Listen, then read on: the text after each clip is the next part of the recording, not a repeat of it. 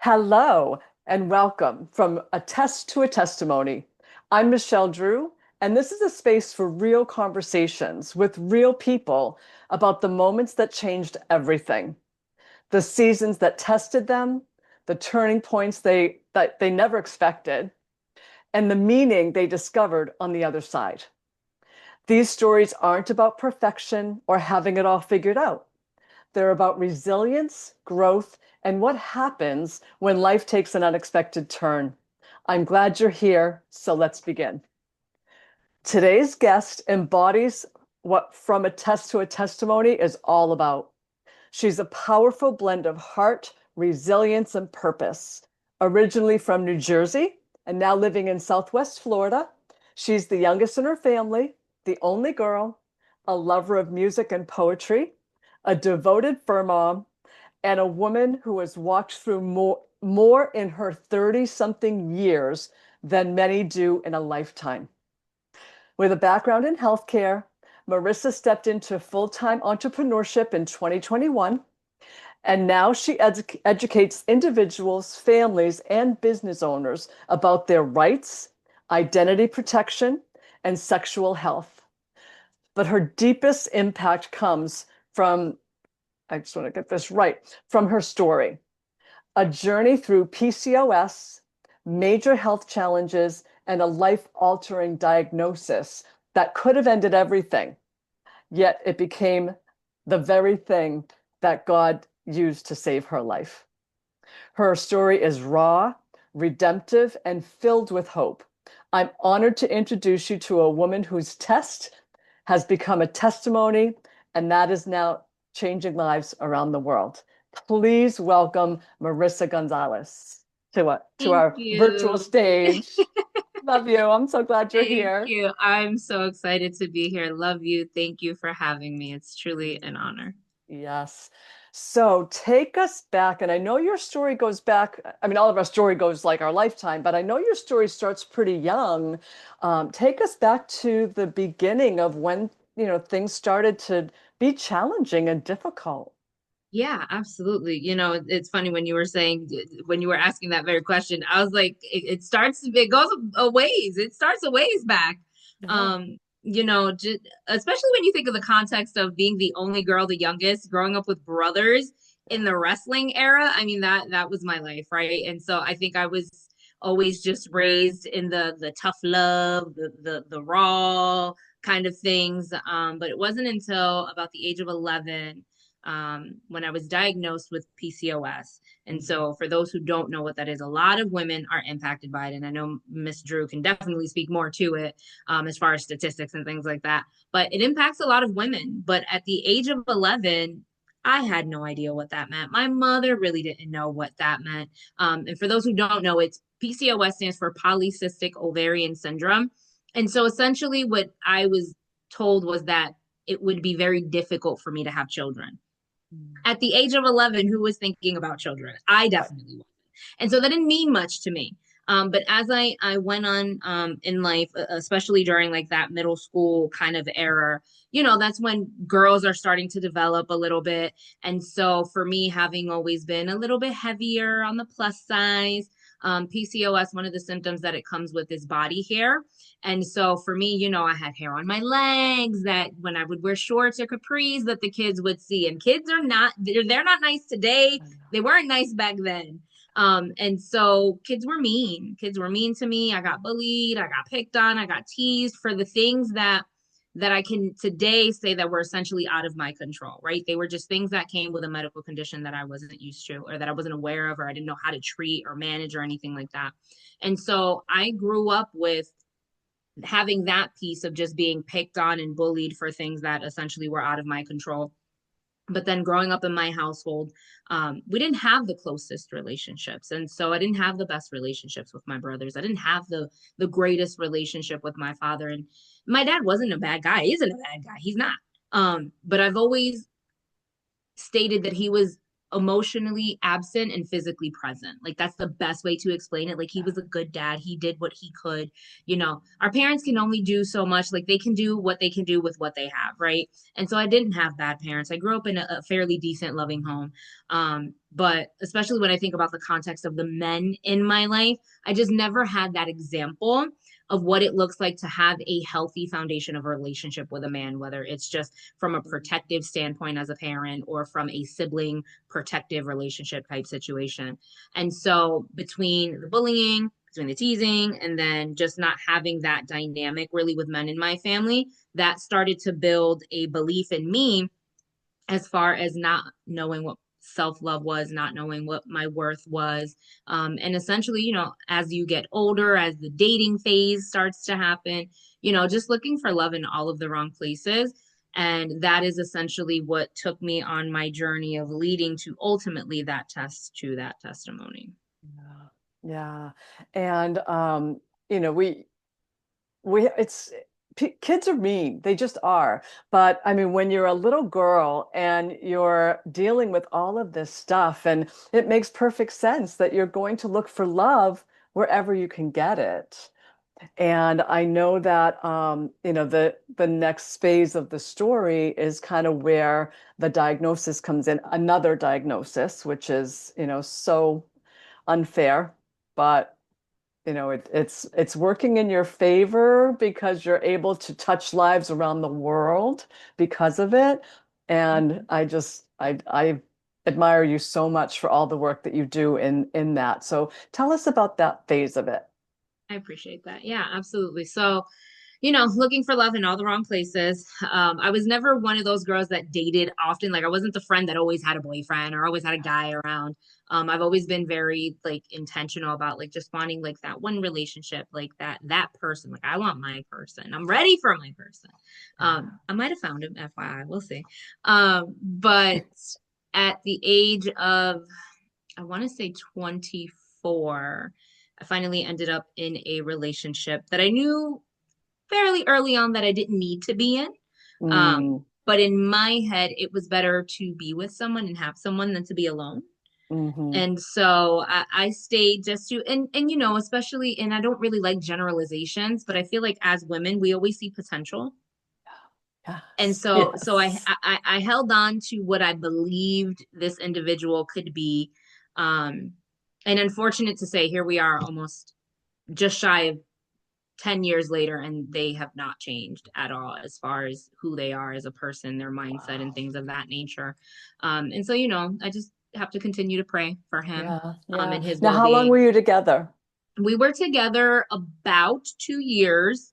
Okay. It was about a year and a half, give or take, which is then when the diagnosis followed. And so, in this relationship that I knew fairly early on, I didn't need to be in, but again, I stayed. All the red flags were there essentially, as far as just like moving really quickly, moving in together really quickly. And we tried to rationalize it in our head. It's like we're always together. Why are we like, you're always at my house, you've got your bills, I've got my bills, like just that kind of thought process. Mhm. But then moving in, you just see a whole different side of a person, right? And so that's when I started to learn about the infidelity, Mhm. and I chose to stay thinking that it would change. And again, that potential. And Yeah. quite honestly, in my head, I thought that I was such a good woman that he would want to change, Right. like because I Right. know the love that I bring. And it's like, Yes. how could somebody not want to do right by me because I'm doing right by them? And of course, I realized today that that's not always the case. Yeah. Um, but I stayed, and I stayed with him through the infidelity. I stayed with him through pretty much everything minus physical abuse was there, like the mental abuse, the verbal abuse. It was all there minus the physical abuse.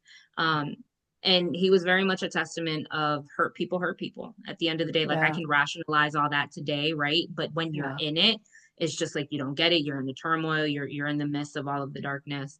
And so going back and forth for what seemed like forever with the whole infidelity thing.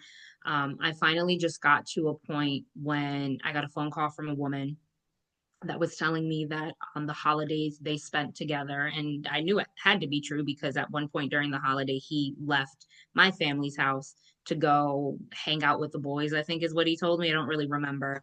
But I got a call shortly after from someone, and as sad as it is thinking back on it now, what drew me to finally making that decision to end it was that she sent me text messages of him saying, I love you, I want to be with you forever, and like all of this other stuff. And it's like, I've been with you for almost 2 years and never once did you say I love you. And like that was all I wanted from you. Wow. And so that was Wow. the straw that kind of like broke the camel's back, if you will. And so I finally decided I'm not going to do this anymore. Gave up the lease in my apartment because I was like, I know that's going to be the break. Like that is what's going to force us to no longer be together. You can't try to creep your way back in. I would love to say that that is what happened. Unfortunately, it's not. And I just kept going back to him. Hmm. That lasted for about maybe another, I don't know, three to 6 months maybe. And finally, it was just like, okay, we're done. Like I'm not doing Yeah. it anymore. And so finally, when I made that decision, like it's done, done, done. I, with my background in healthcare, I've always been one that was Right. very proactive in my health, and so regular checkup appointments with my PCP, with my gynecological, all of that stuff always Right. happened on a regular basis. And so we were in the time frame for my annual to happen with my gynecologist. And so that happened. And, I'm going in there, the normal, the pap smear, the lab work. And she's like, you're sexually active. So I'm going to run all the tests that I always run. And this was in a time frame where you had to sign for certain testing to be done here in Florida. And so I knew I was, being tested for things. And walked out of the appointment that day with not another thought because this was our routine. She's been my provider for at least 8 years, maybe. And Mm. this was her routine. She was very proactive. She's like, you're sexually active. We're going to do the testing. I don't care what Yeah. your potential risk factors look like. You're sexually active. That's a Right. and so in my head, it was like, we've done this for 8 years. All the tests always came back negative. And so we're okay. It's fine. Um, but unfortunately, or fortunately, however you choose to look at it, in Yeah. 2016, that was not the case. And so I got a call, funny enough, the day that he was coming to pick up the rest of his belongings from my parents' house. He was going to be going into work, and about maybe an hour before he was like set to show up at my house, I got a call from the doctor's office, and they said, we have scheduled you an immediate appointment. You need to come in right away. And mind you, Wow. they scheduled me an appointment at an office that I had not been at because my doctor rotated. So now I had to drive to a totally different location that I'm not familiar with. I don't know the staff. But in my head, I'm just like instantly freaking out. Oh And yeah. I called him and he was like, I'm actually almost to the house. Just give me a minute. I was like, I have to go. And he's like, I'm almost there. Just give me a second. And so he's like, what's going on? What happened? And I was just like screaming belligerently, like, what did you give me? Because at this, like, I've been through Right. this routine before. I work in healthcare. They're Right. not going to schedule you an emergent appointment if there's nothing wrong, or if there's Yeah. not not something that they need to make you aware of. And so he's obviously knowing about the infidelity, and he's like naming off these different things, and I'm just like, what in the world? And I was like, I have to go. I'm not doing this with you. I was like, Right. if you want to come to figure out what you gave me, then you can come. If not, I'm leaving. I'm used to you not coming and being there for me anyway, so it is what it is. And Mm. initially he made the decision that he was not going to come with me. And so as he walked out the house, I locked the door to the house, got in my car, and as I was driving away, he calls me and says, I'm going to come. I'm going to follow you. I'm like, okay, whatever. So he follows me to the doctor's appointment, and we get there and I check in and I feel like I'm waiting for what feels like forever. Oh my It was God. definitely Yeah. over an hour, that's for sure. Oh. He started work at 3, so I might have gotten there maybe like 2:45ish or something, just like for time context. Yeah. Office closes at 5, so it was maybe like an hour or so that I was waiting, but it felt like forever, especially Right. when you know that you're about to be told something that you just don't know what it is. Yeah. And so I'm pacing back and forth now, inside, outside, inside, outside. He's blowing up my phone. Like, when are they going to call you in? What's going on? Tell him, like, what's happening. And so I walked over to his car and I'm just like asking him again, like, what did you give me? And so like he's rattling off these things and I'm just like Googling all of this stuff because I like don't really have an idea about what these things are. Are they curable? Are they Right. incurable? How are they like what other ways are they spread? Like all of this stuff. Like my brain is like, and I've never been one that's big on research. I became a researcher that day. I was just like Googling like it Yeah. was nobody's business, trying to figure out what it could possibly be. And every single thing that I Googled was not the answer or was not the diagnosis that I was given at the doctor's office. So finally, Right. I'm called back. My doctor walks in, and again, I've had this relationship with her. She's been my doctor for like 8 years. And Yeah. so she just walks in, and she like, I'm sitting on the exam table, and she kind of like rubs my like leg near my knee a little bit, and she's like, "Oh honey," and she just sits down in her little doctor chair, and she's like, "I don't know how to say this to you. I'm so sorry that I have to be the one to tell you this, but you are HIV positive." And Mm. I like literally in the moment just like water flow, waterworks of tears, Yeah. just like cry, boo-hoo crying like it's nobody's business, like a baby that was just born, just crying. Wow. And then literally the next words that spilled out of me was, he needs to get his, I'm a Christian now, so I don't curse, but he needs to get his effing butt in here right now. And she's looking at me very confused. And she's like, huh? I'm like, he's outside in his car. He needs to come in here right Wow. now. And so she's like, I'll be right back. She walks out, goes with one of the nurses and said, apparently he's outside. He needs to be brought in. And so he comes they bring him into the exam room.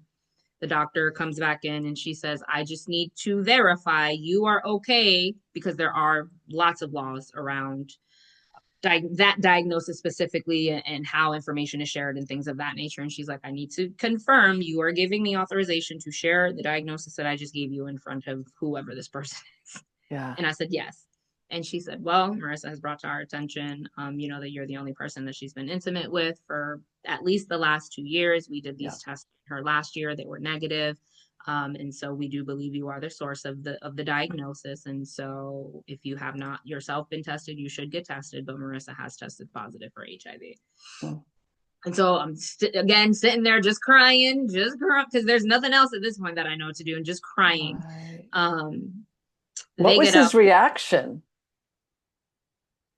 There wasn't really one. He was kind of just quiet, like he like just like almost like a sad puppy, like when they kind of just like they know they've done something wrong. Yeah. um I do believe that he did not know that he had that, because that's a Mhm. question people will often ask, like, do you think he Right. knew? Right. No, I do not believe he knew. And so I often, when I share this story, I'm like, technically he got diagnosed twice, because he heard it from me, but then he had to go confirm, his side of it. And I had no Yeah. doubts in my mind that it was from him, because Of I knew course. Of being. course. Yeah. um and so doctor walks out, and I get up off of the exam table almost immediately after her, because it's just like, I don't want to be in a room with you, I don't want to look at you, like none of this stuff.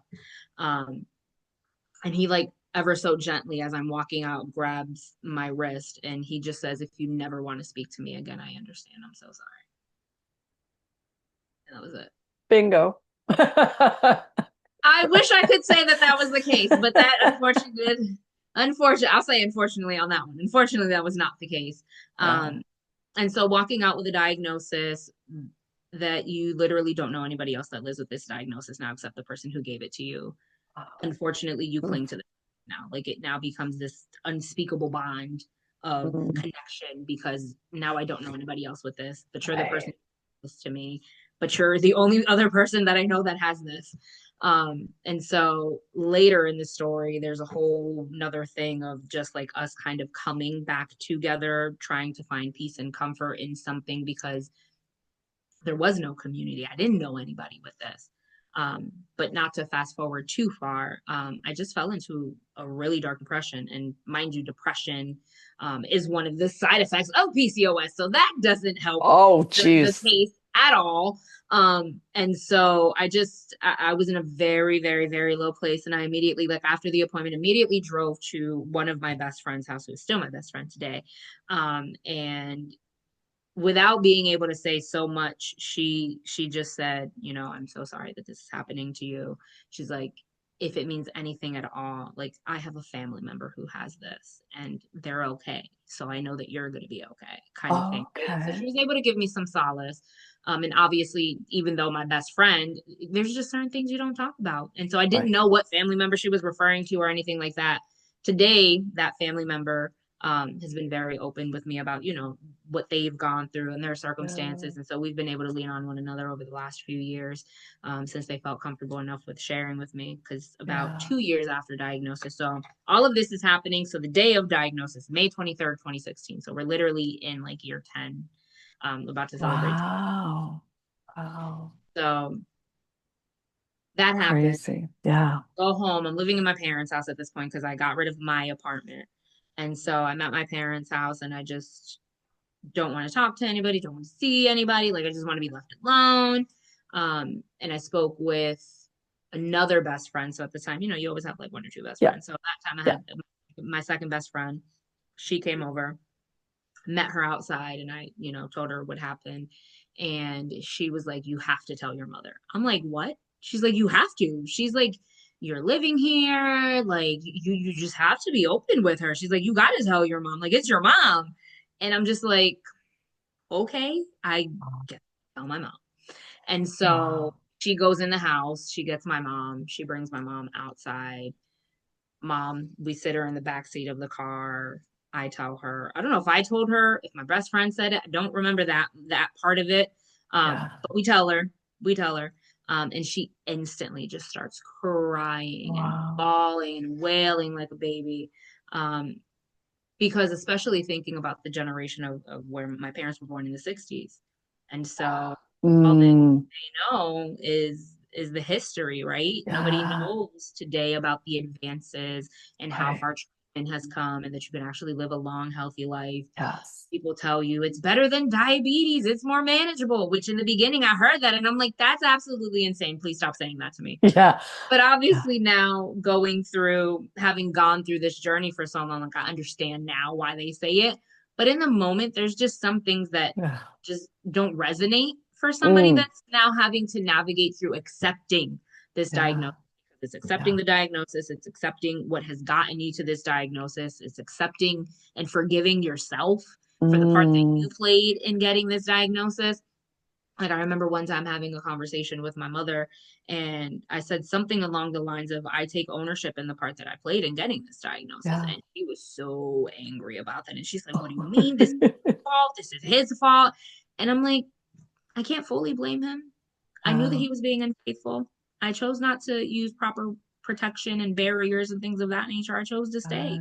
Right. So Right. technically, like I'm partially to blame too. I don't know if I'd say equally to blame, but Yeah. you know, partially. Yeah, you know, Yeah. I can own my faults in it, right? Yeah. I can own up because you know that's the responsible thing to do. Own up to the Yeah. actions that you did and whatever the outcomes were. Right. Right. And so I tell my mother, she's not obviously not happy about it. At Right. some point, she ends up telling me I need to watch the movie Philadelphia. My first best friend that I shared was like, "Don't you dare watch that movie. Like, do not do it." But again, this speaks to the mentality of what she Mm. believed this diagnosis was, right? Because she didn't know about the advances and things of that nature. And so thankfully, my Wow. don't you dare do it. And so I didn't do it until like several years later. Okay. But then in a very natural Hispanic culture family, it's like, oh, we got to tell your father, we got to tell your brother, we got to tell the Oh, family. And I'm like, why do we need to tell people? Like, why do we need to tell people? And so right. ultimately, just still being in that very dark space. And now, mind you, this is all in like a 3 day span from the Oh, 23rd through wow. the 26th. So like this is all like diagnosis time frame, and then like it's like all 3 days between my best friend, the second best friend, my mom, and then my mom wanting to tell my dad and my brother and all these other people. Like Oh, 3 days, wow. 3 day span. And so she's like, we got to tell all these people, whatever. And so still being mindful in this very dark space, not knowing what it means to not live with this diagnosis, but I was Mm. immediately transported back to childhood. I was immediately Yeah. transported back to that 11-year-old girl who got a diagnosis. Yeah. Understand that was picked on, that was bullied for things that were out of her control. And then Yeah. just understanding and recognizing the stigma that lives within HIV in our society as a Mm. whole. In my Yeah. head, I said, this is not a life that I want for myself. I do not want to go Yeah. through, not want to live the rest of my life with this. And so, of Mm. course, you know, all those other questions about who's going to love me now and all these other things. And I Yeah. wanted love. I wanted to be loved. I wanted to, you know, We all eventually I grew do. into wanting to be a mother and wanting to be a wife and all of these Yeah. other things. And it felt like with PCOS, even though they told me it would be difficult to be a mom, it still felt like it was possible. Right. And then you Right. add on this diagnosis, and now it just doesn't feel possible. Like at that Mm. moment, it just felt impossible. So it's like the dreams were ripped away from me. And so Yeah. I attempted to take my own life, um, left a note on the nightstand, and and the next day was woken up. I remember being shaken by my mother, screaming, of course, belligerent a little bit because she's seeing the note. She's seeing an empty pill bottle. She's seeing bottles of alcohol. And so she calls, I guess, 911. They send an ambulance. Um, those pieces are a little bit blurry, but this is how I knew I was so low. Like, my niece means the world to me. Like, I love my niece as if she was my child. Yes. And I did this when she was there. Wow. And if there's any part of my story that ever makes me emotional, it's that piece of it. Because when I tell you I Mm-hmm. love that little girl, and she's Mm-hmm. 18 today, like, you can't tell me that that is not my child. Like, I love that little girl. She's not my child, but I Right. love her like she's mine. Yeah. And so just recognizing how low I was to be able to Yeah. was there. Yeah. So ambulance comes, my dad's just waking up because of all of the ruckus. My brother comes out of the room, my niece comes out of the room, and she sends my brother, tells my to go back in the room. Um, and they're like, "What's going on? What's happening?" Da, da, da, da. And I literally just blurted out, "I'm HIV positive." And then, like, that's kind of all I remember because I took a whole bunch of sleeping pills. Yeah. And so, Yeah. there was bits and pieces that were blurs. And then when I get to, so we have something in Florida called a Baker Act, and so I was involuntary placed in a psych hold for 3 days, but they had to take me to the hospital first, make sure that I was okay, all that stuff. Yeah. And the only thing that I really remember from the transition of the house to the hospital, I had a tank top on, and I have a tattoo on my back, shoulder to shoulder. One of the angels is my brother who passed away that I never got to meet from leukemia. And then the other angel is my best friend from high school who died by suicide. And in the Oh middle boy. it says, "Every time you feel alone, each time you nearly fall, I'm here to remind you you're not alone at all." Wow. And the nurse, as she's willing me and literally just says to me, "You didn't look at your tattoo, did you?" Mm, Kind of all I remember from like that piece of it. wow. Wow. That's so powerful. So powerful. And to make the transition, I know that you give back in so many beautiful ways to help people that have the diagnosis and other nonprofits as well. Mhm. Can you talk about how that test has really manifested into a beautiful testimony?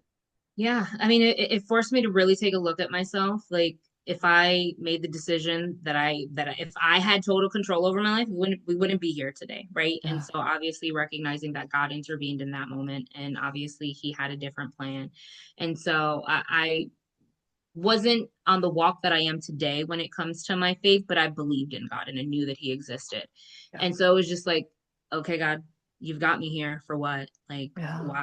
Why am I here? And so it's like, if I'm going to be here now I've got to do my part to make the best of it, I guess. Mm. So it forced me on a journey of therapy. It forced me on a journey of self-love, of self-acceptance, of all of these things. And within a 2 year time frame is when I finally decided, because I within the healthcare space that I worked, a majority of that time was within the nonprofit world. And I've always had community roles, and I've always been that nurturer and that helper and that caretaker. And so that was always very natural for me. And so going through that journey of just finding myself, finding my voice, who I am, and all of these things, it just took me on a journey. Like, you know what? There are so many people who are stigmatized because of this diagnosis. And even from a young age, people always told me, like, you should have your own talk show, because I've always been a talker. That's always been something that, like, I say that is one of my natural God given gifts, is to just be able to conversate with people. And so I was like, you got to do something with this. And the only thing that I knew to do was to be vocal. And my initial coming out, if you will, with this diagnosis to the public, to the world, Right. Right. was social media. I did it on Facebook, and I put up a Wow. post on social media, put in all of my 2,000, however many friends I had at the time, in my business, that I was HIV positive. And a lot of the responses were positive. People were supporting me, and I'm so sorry you're experiencing this, and we love you. Some people were saying, "Oh my God, I had no idea." Like, a lot of people were like, "Oh my God, I would have never guessed." And it's like, well, HIV doesn't have a face. Right. And so that just, really put into perspective, like, just share your story for Mm. impact. Like, you've been through so many things in your life and you felt alone. And so for Yeah. a while, I kind of just hashtag you are never alone, because that was my thing. Like, I just told my story so that people would know that they were never alone. Yeah. So today that has Yeah. manifested into sharing my story on social media in different ways, sharing my story through podcasts, working with nonprofit organizations in the HIV space. Um, Mm, and so, yeah, yeah. yeah, So good. yeah, So good. Yeah. And it's like God had a plan for you, and he it's did. all part of it. As Right. you know, it's like, and those are the people that I love to talk to who have had something that could have broken them, Mhm. but it didn't.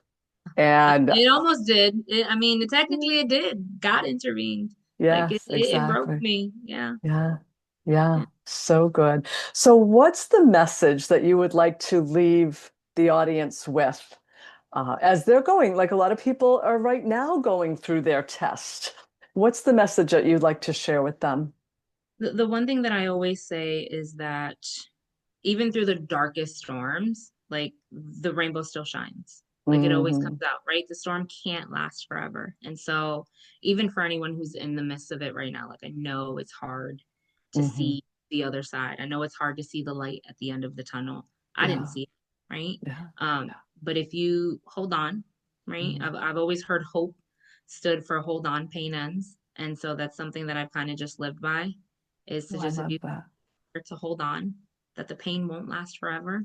And Yeah. eventually you can maybe turn it into something good and positive, or maybe it was just something to help you be a better version of yourself, to be that Mm. next level version that God has called you to be. Yes. For anyone that's facing a diagnosis, simply put, the diagnosis doesn't define you, whatever it Right. is. It does not Right. define you. And so, just remembering who you are. Mm. Again, I'm a woman of faith. And so remember whose you are, remember whose Yeah. image you're made in, right? And so I am perfectly imperfect because he made me. Yeah. That's so beautiful. I love that. And I love your acronym for hope. I love Yeah. that. I I love can't that. coin it. I found it somewhere and I ran with it. It is not I my own, like but it. it's, yeah, I it's like something it. I that like stood it. with me. Yeah. Well, thank you so much for being so vulnerable and open and honest with us today. I so appreciate it. I appreciate you, and I appreciate the work that you do in the Yeah. world. Thank you. I appreciate Yeah. it. Thank you for being here. I have to say, it can happen to anybody. If Yeah. it can happen to me, there's still a lot of misconduction around HIV, which Yeah. is why I prefaced when I was sharing the story, the doctor was like, I don't care what your risk factors are. Like, it doesn't just happen to gay people, right? Like, when I Right. share my story, it's like, I am a Yeah. woman, I am heterosexual, I am like Latina, like, I'm all these things that would not equate to the Right. common type of person. And I Right. hate that, but the common type of person. So there's no common. HIV Right. has no face. Any Yeah. other STD or STI does not have a face. Do your Right. part, know what your health status is. Even if you're married and you've never been tested, at least get tested, have your baseline, because you just never know what can happen in life. Right. Right. So I would Yeah. just tell people, just be proactive with your health, regardless if you think you're a risk factor or not. Hmm. Have your Hmm. baseline. Have your Yeah. baseline. Yeah. And I think a perfect testimony to that is that you were a one man woman. Yeah. He wasn't, Right. right? Right. So, I think that's really good advice. We Yeah. can only control what we do. Right. When I would share the story, I would joke and say I was in a one-sided monogamous relationship. And so now in my dating endeavors, I'm like, what is your belief on monogamy? What is your definition of monogamy? Because we're not playing this anymore. And people can still say stuff that sounds good, but it Yeah. makes me feel better knowing that I did my part to do what I could to protect myself, my body, my heart. And so Yeah. we just got to control what we can control. Yeah. Exactly. So true. Thank you so, so much. This is a beautiful message, and I think it's going to touch a lot of people. I I think hope you're going to so. touch a lot of people for sure. So So, in closing, thank you for being part of the conversation. If this story spoke to you, please subscribe to the channel and share it with someone who might need it as well. New episodes of From a Test to a Testimony drop on the 11th and the 22nd of each month. So the double digits, 11, 22. And I'm grateful that you were here. Thank you.